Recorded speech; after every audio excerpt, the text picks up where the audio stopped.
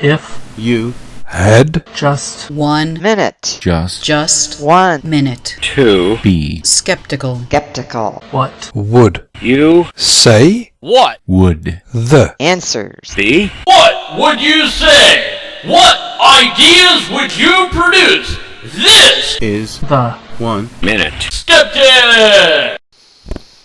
Deconverted Man here. Hi, welcome to another 1 Minute Skeptic where I break all the rules. Every 10 or so episodes I do this, and it's a new season of 1 Minute Skeptic.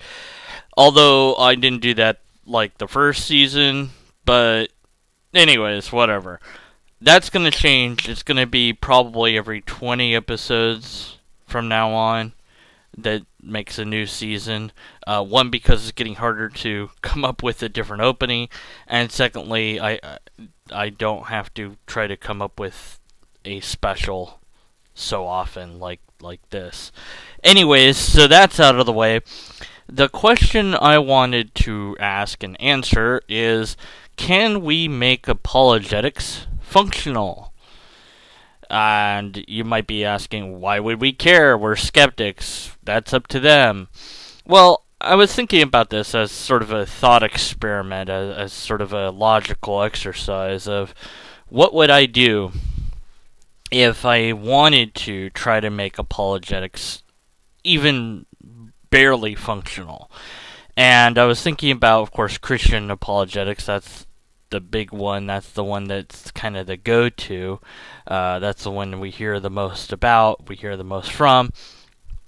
And the objections given by skeptics to it. Now, I'm going to set aside empirical evidence, repeatable tests. We don't have those.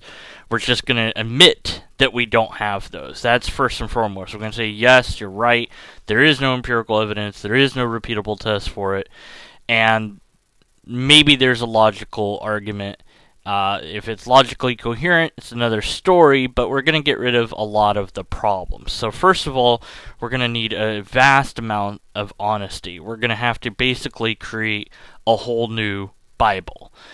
First, we're going to recognize that all of the negative stuff that appears in the Bible is all put in there by humans. Deuteronomy, gone.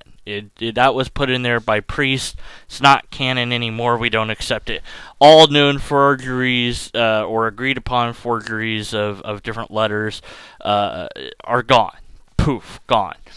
The wording when it comes to homosexuality and things of this nature is fixed. It's fixed to be closest that we can to the oldest original that we have, the oldest copy original of that we have.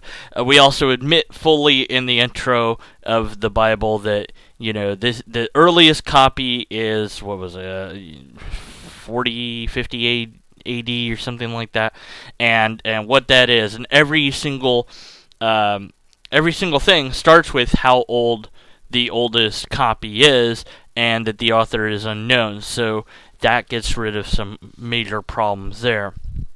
Also, we try to fix we try to make bold or italicized all the parts that we would consider to be not meant to be taken literally. So anything that says, the earth, the sun stood still, that's going to be put into bold / italics, whatever, and so this is metaphor. This didn't really happen. And maybe going to what one historian was talking about, I believe Bert, and he was talking about how it's possible that Jesus actually was never meant to have been a person here on earth, and to put that idea as a possibility in there. But that gets rid of so many complaints. The moral complaints are gone because you've gotten rid of all the negative stuff. You focus solely on the positive, but you still have this problem of sin. So I think we redefine sin. So we say sin isn't something that is a transgression against God. Sin is death. So we'll just say death. There wasn't death in the world at first, but something changed and now there is, or that death was always a part of the world, and Jesus' non-linear death will be the final ultimate death, and then no other death will have to occur.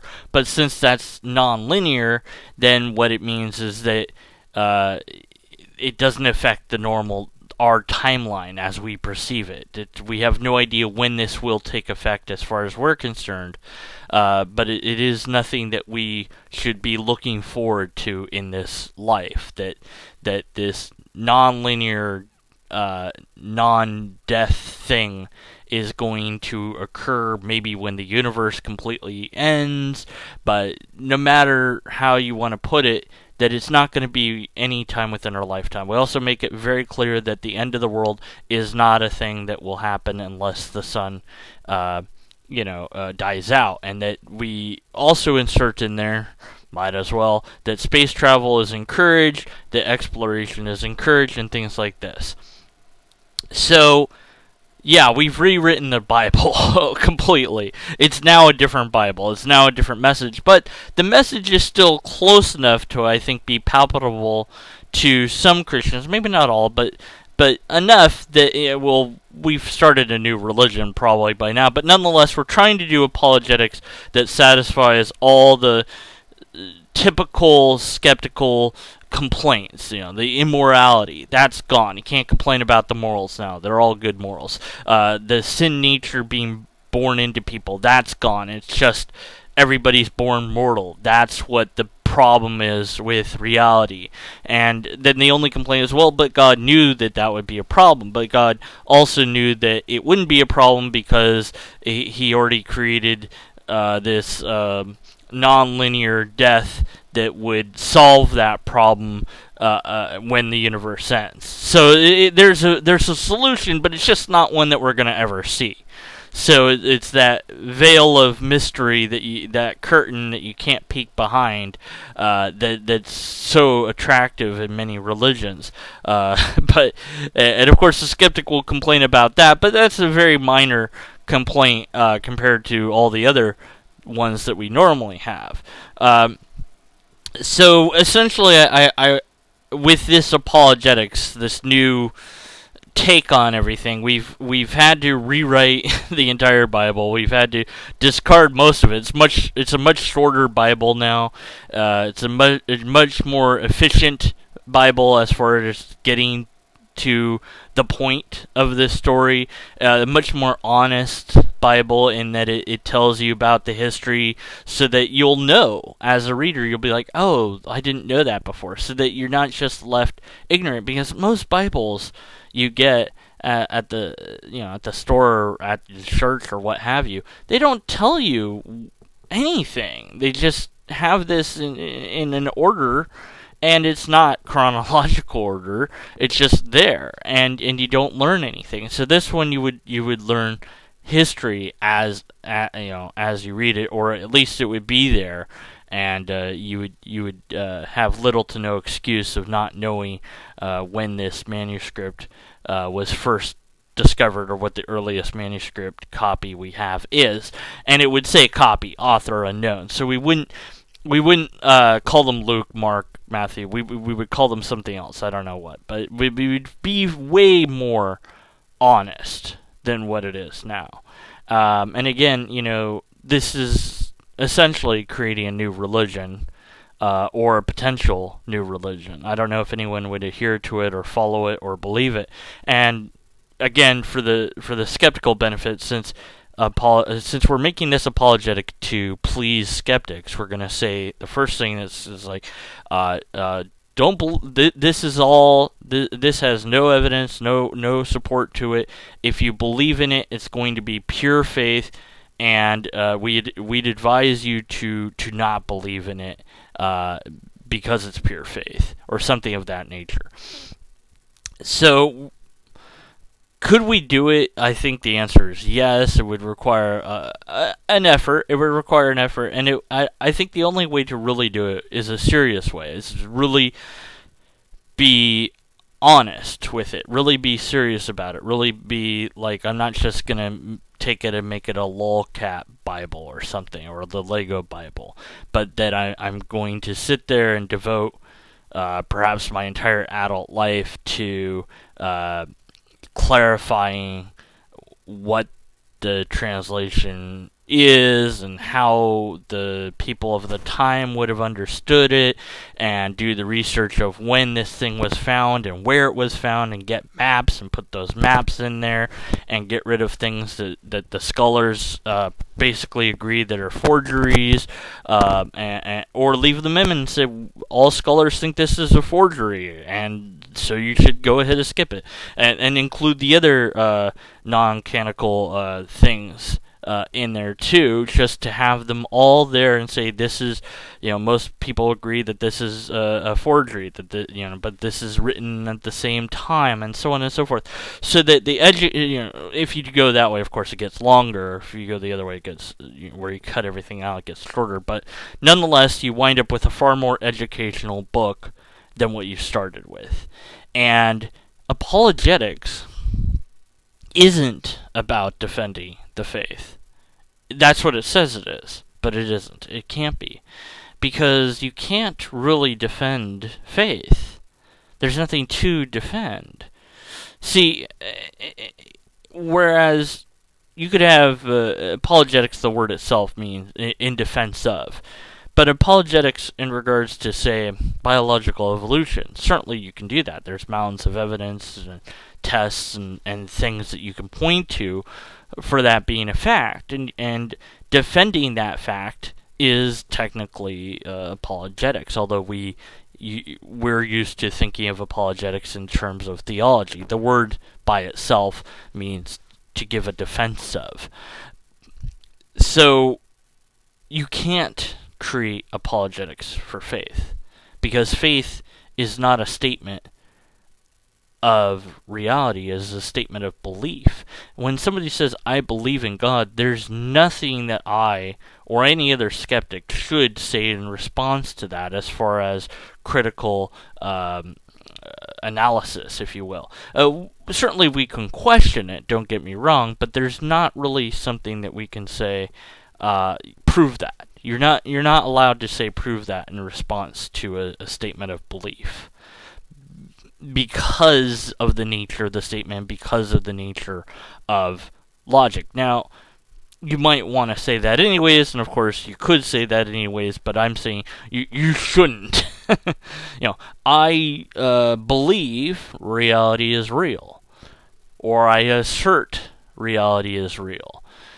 Okay, this is kind of an a priori belief. I have no choice but to do this, to assume that it is this way until I'm proven to be wrong somehow, although I'm not sure how that would ever come to pass. Nonetheless, that is my assertion, that is my belief, and it is something that you can't say prove it, because I've just said I believe it. There's nothing to prove. I can't show you that I believe it. I can't prove that I believe it.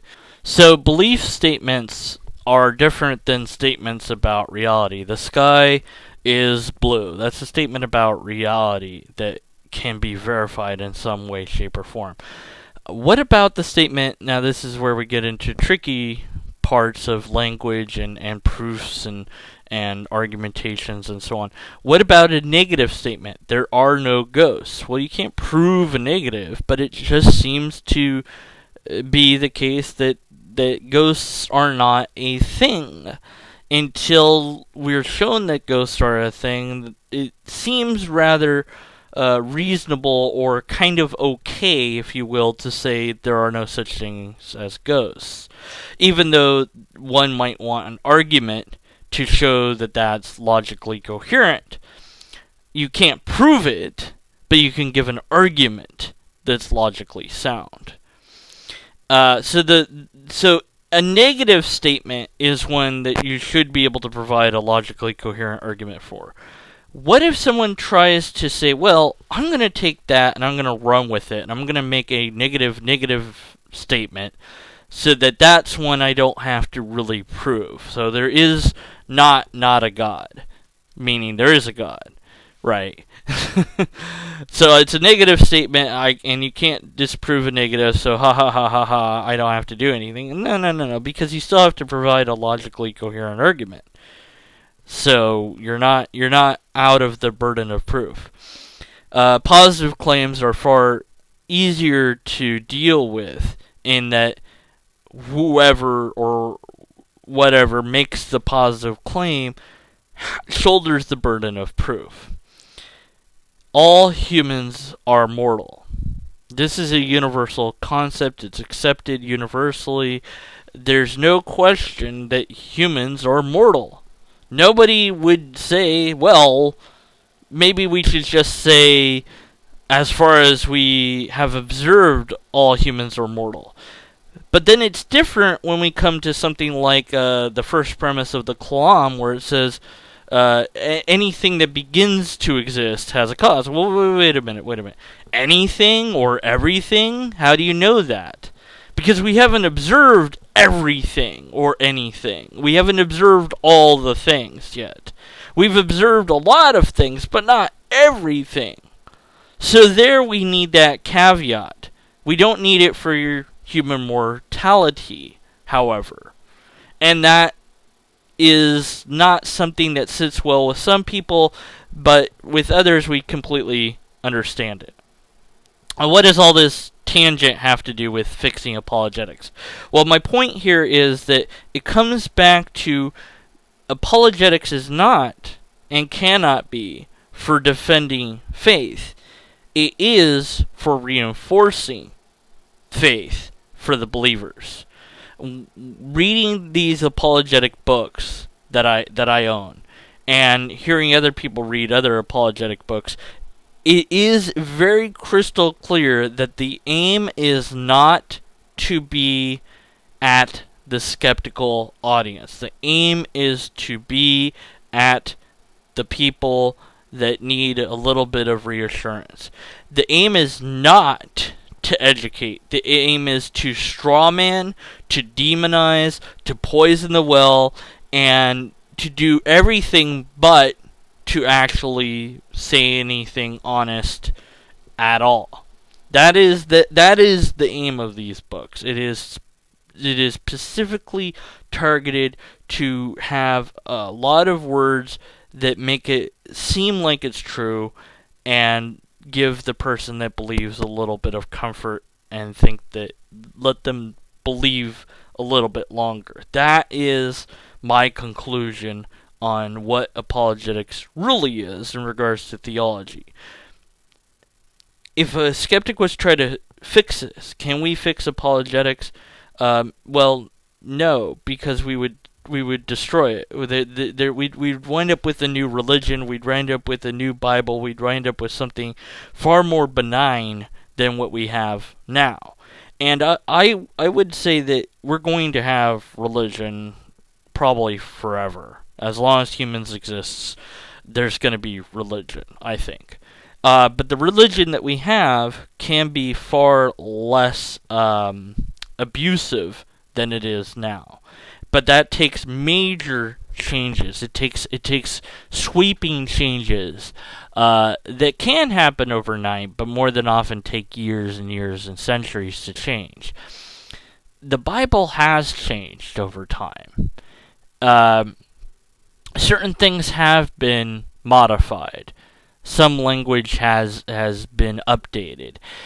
But the negative stuff's still there, and I don't know why we don't start encouraging a sweeping under the carpet of that. Yeah, keep it for historical things, but let's encourage churches to get rid of all the negative stuff, and that will help their apologetics. It's easier to convince people that you have a correct faith when your faith claims to be about love and actually reflects love and tolerance and not hate and bigotry and killing of anybody for any arbitrary reason.